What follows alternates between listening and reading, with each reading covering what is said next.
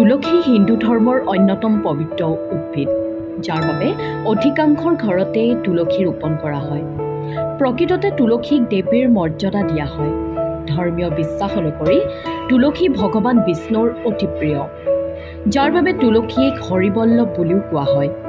দেৱী তুলসী ভগৱান বিষ্ণুৰ ৰূপ শালিগ্ৰামৰ সৈতে বিবাহপাশত আবদ্ধ হৈছিল। এইটো বিশ্বাস কৰা হয় যে ভগৱান বিষ্ণুৱে তেতিয়াহে দেৱোত্থানী একাদশীত খাৰ পায়, যেতিয়া তেওঁ হৰিবল্লভ বুলি কোৱা হয়। তদুপৰি তুলসীৰ গছ ঘৰত থাকিলে ঘৰলৈ সুখ আৰু সমৃদ্ধি আহে।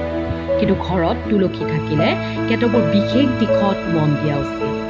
আজি সেই বিষয়ে জানো আহক।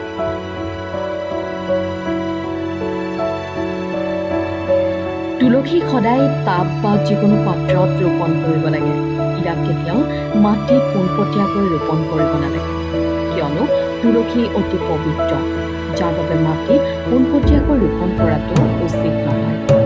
আপুনি হয়তো তুলসীক দৈনিক উপাসনা কৰে, কিন্তু দেওবাৰে কেতিয়াও তুলসীক উপাসনা কৰিব নালাগে। এই দিনটোত তুলসীক পানীও দিব নালাগে।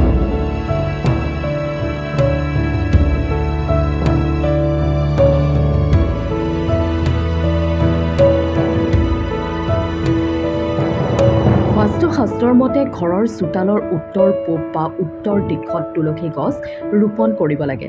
তুলসী কেতিয়াও দক্ষিণ দিশত ৰোপণ কৰিব নালাগে, কিয়নো এই দিশত তুলসীৰ গছ থাকিলে ঘৰৰ মূল মানুহজনৰ খং উঠি থাকিব পাৰে। দক্ষিণ দিশটো যমদূতৰ দিশ বুলি গণ্য কৰা হয়। সেয়েহে এই দিশত তুলসী ৰোপণ কৰিলে মা লক্ষ্মী অসন্তুষ্ট হ'ব পাৰে আৰু ঘৰখনলৈ দৰিদ্ৰতা আহিব পাৰে।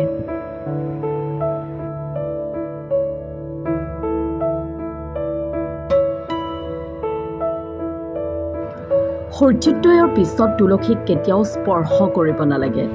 একাদশী, সূৰ্যগ্ৰহণ, চন্দ্ৰগ্ৰহণৰ সময়তো ইয়াক স্পৰ্শ কৰাটো শুভ বুলি গণ্য কৰা নহয়।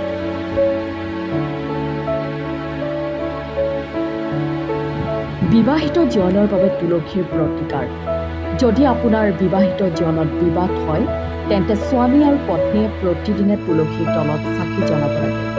ই আপোনাৰ সম্পৰ্কৰ বান্ধোন শক্তিশালী কৰে আৰু বিবাহিত জীৱনলৈ অহা যিকোনো সমস্যা আঁতৰ কৰে।